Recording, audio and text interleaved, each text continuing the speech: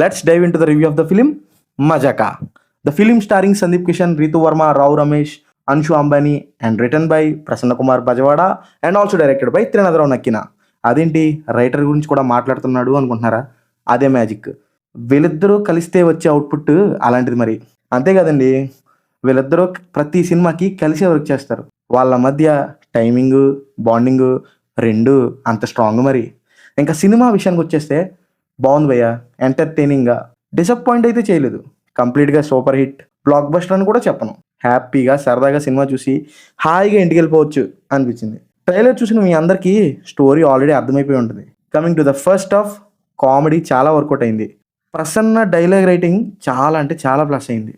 నేను మెయిన్గా comedy timing గురించి ఎందుకు చెప్తున్నా అంటే, ఒక జోక్ని డైరెక్ట్గా చూసి నవ్వేస్తున్నప్పుడు ఇదేంట్రా క్రింజ్ అంటున్నారు అన్నట్టు అనిపించే టైమింగ్లో ఉన్న మనకి ఆయన రైటింగ్ జస్ట్ ఆ జోక్ని రీఇమాజిన్ చేసుకుని భలే డిఫరెంట్గా ఉందే జోక్ అని చాలా క్లెవర్గా నవ్వించారు ఆడియన్స్ని.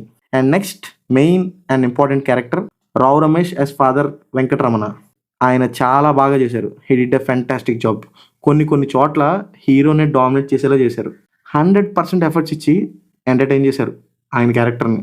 And next Sandeep Krishna acting is also good. ఇంత మంచి మనిషికి ఇలాంటి ఒక మూవీ రావడం చాలా ప్లస్ అనిపించింది. But I'm expecting more from Sandeep అన్న. ఇంతకన్నా పెద్ద పెద్ద హిట్లు, బ్లాక్ బస్టర్లు ఎక్స్పెక్ట్ చేస్తున్నాను నేను. ఓవరాల్గా బోత్ హీరోయిన్స్ కూడా బాగా చేశారు. సినిమా ఎంటర్టైనింగ్గా సాగిపోయింది.